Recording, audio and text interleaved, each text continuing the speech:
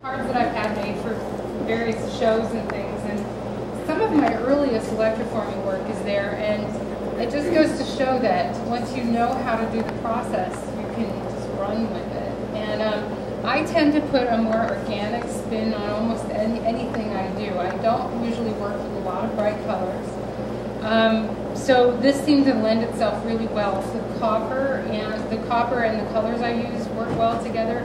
And I just love the idea of using a little piece of nature in my artwork. So first of all, let me say that it's kind of strange. That's the first time I've ever heard that I'm from Birmingham, Alabama, because I moved here about 6 months ago from Washington State. So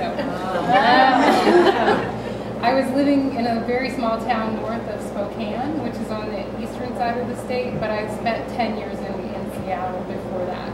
So, and I learned to blow glass large scale in Seattle, and I would rent time and try to find a partner, and it got kind of frustrating spending all that money and not always having the time and money to advance with it. But the studio in which I was renting time offered a torching workshop one day, just basic soft glass, and I took it and I was just absolutely hooked because it was something I could do in my garage, you know, at my leisure, and the perfume bottles played a big part too. I saw somebody who had worked in Loro and created these little tiny perfume bottles, and a lot of people I meet love miniatures, and that just hooked my heart. And then I saw the little hobnail vessels from, somebody help me out here, I'm drawing a blank. Beautiful little Boro vessels. Nobody knows? Gorgeous little.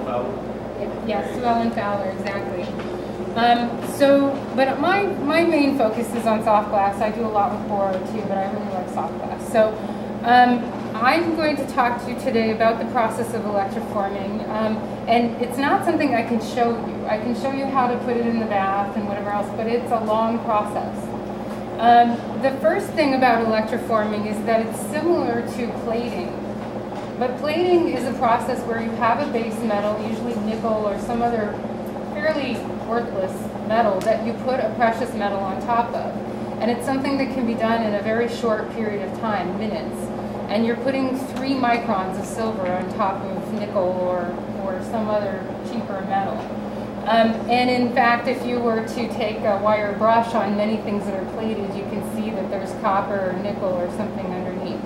The difference with copper electroforming, and there are different types of electroforming, but in this case I'm using copper, is that it is thick enough to form its own structure.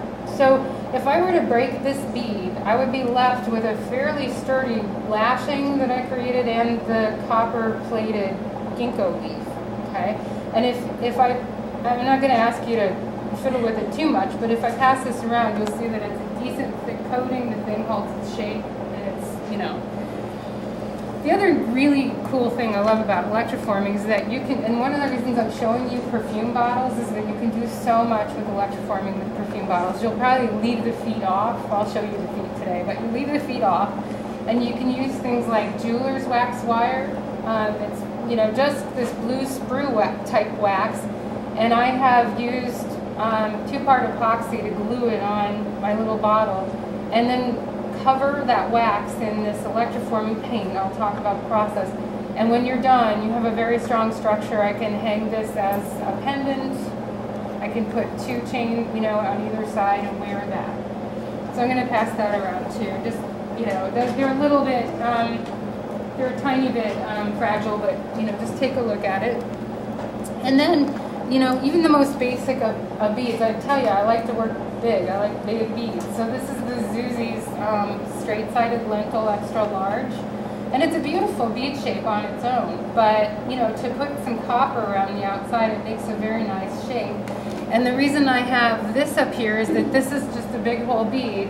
And I have, in essence, sleeved it with electroforming, or riveted it with electroforming.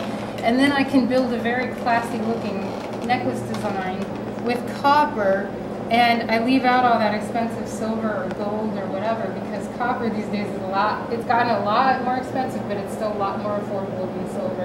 And I have several of necklaces like this in local galleries. I think that it's classy enough, it looks classy enough that it catches the eye of the more discriminating buyer. So that's one of the reasons why I like to use copper too, because it's just a distinguishing metal these days over all the silver and that sort of thing.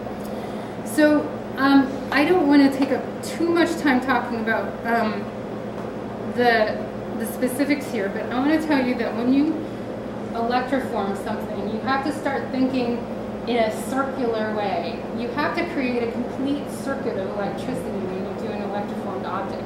So for example, if I had dots on this bead, I really couldn't just, and electroforming does not adhere to the surface, by the way. You can pull it right off if you don't have it on correctly. So if I had a bunch of kind of eyes on this bead, big dots, and I just covered them with copper paint and then expected like bead caps on each one, I could create that, but it would come right off.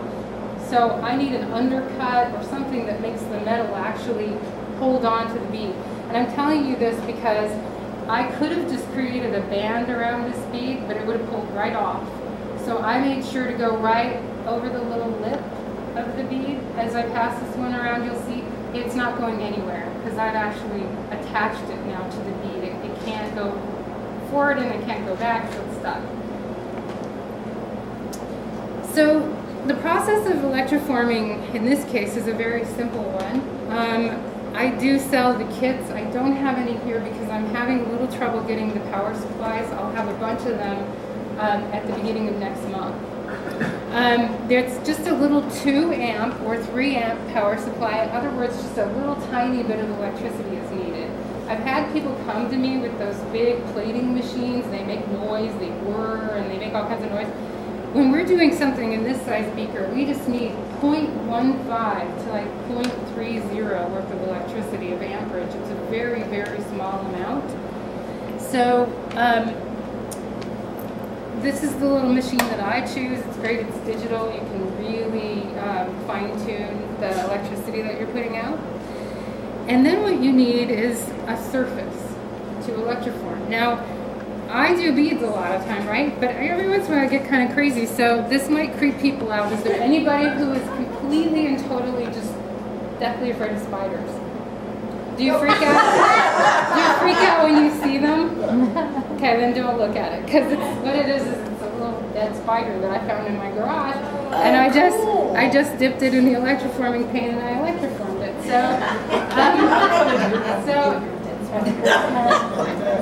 Well, it's kind of neat because in the South you have spiders this big. Yeah. Yes. She just moved here, so she knows. Yeah. That is so cool. So you're welcome to pass this along. I don't have anything on the surface of this thing. This is how it came out of the bath. So the thing that might really creep you out is that there's an actual spider inside of that. Yeah. Okay, but it's preserved for all eternity in a sheet of copper. I know it sounds weird, but it just was too good an opportunity to pass